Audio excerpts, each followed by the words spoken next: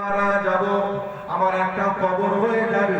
বাড়ির লোকেরা, পাড়ার লোকেরা, আমার আত্মীয় স্বজনেরা সবাই আমাকে একা রেখে দিয়ে চলে আসবে। ওই কবরে আমার সাথে কেউ যাবে না। কবরে আমি একা থাকবো কেমন করে? আমি 99টা খুনের আসামি। এই যদি গুনাহ, যদি মাপ, যদি দুনিয়ায় চেয়ে যদি না মারা যায়, ওই কবরে সাপ বিছা আমাকে কামড়াবে, সহ্য করবো কেমন করে? মানুষ এইভাবে শুয়ে শুয়ে চিন্তা করতে লাগে, আর কবরের ভয়, আল্লাহর ভয় কাঁদতে লাগলে, আল্লাহ বাবা আমার কি উপায় আছে? আল্লাহ আমার কি তওবা কবুল হবে না? আল্লাহ আপনি কি আমাকে মাফ করবেন না? আমার কি তকদিরে ক্ষমা নাই, মাফ নাই? মানুষটা ঘুমাতে পারলেন না, কাঁদতে কাঁদতে বিছানা ছেড়ে বাইরে বেরিয়ে বললেন, গোটা পাড়া করে, গোটা পাড়া করে হাউ হাউ করে কাঁদে আর বলে, আল্লাহ আমার কি মাফ নাই? 99টা খুনের আমি আসামি, আমার কি তওবা কবুল হবে না?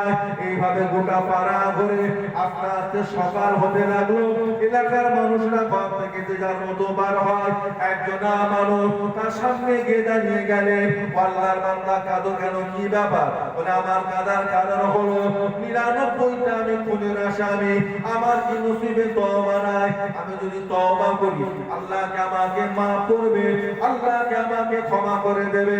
ওই মানুষটা ওই সময় বললেন, ও আল্লাহ পাকের বান্দা, একটা গুনাহ করলে, একটা খুন করলে, একটা মানুষকে মার্ডার করলে, ওই মানুষটা নাজাত পাওয়া বড় মুশকিল হয়ে যায়, নাজাত পাওয়া যায় না।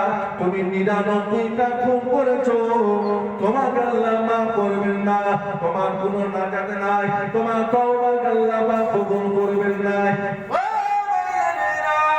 এই মানুষটা যখনই বলেছেন, ওই মানুষটা আরো রাগান্বিত হয়ে গেলেন, মিজাজ গরম করে রাগান্বিত হয়ে গিয়ে আবার কোমর থেকে তলোয়ার গলা টেনে বার করে নিয়ে ওই মানুষটার গর্দানে চালিয়ে দিলেন, শরীর থেকে মাথাটা আলাদা করে দিলেন।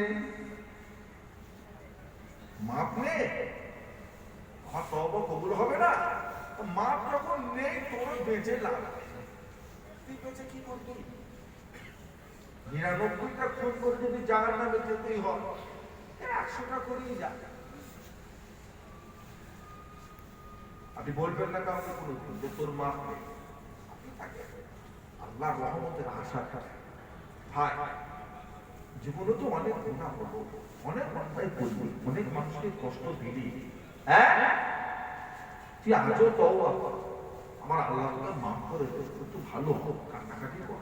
ছেলেগুলো বড় হয়ে গেছে, তারা তোর দেখে দেখে শিখবে, তোর মতো হবে।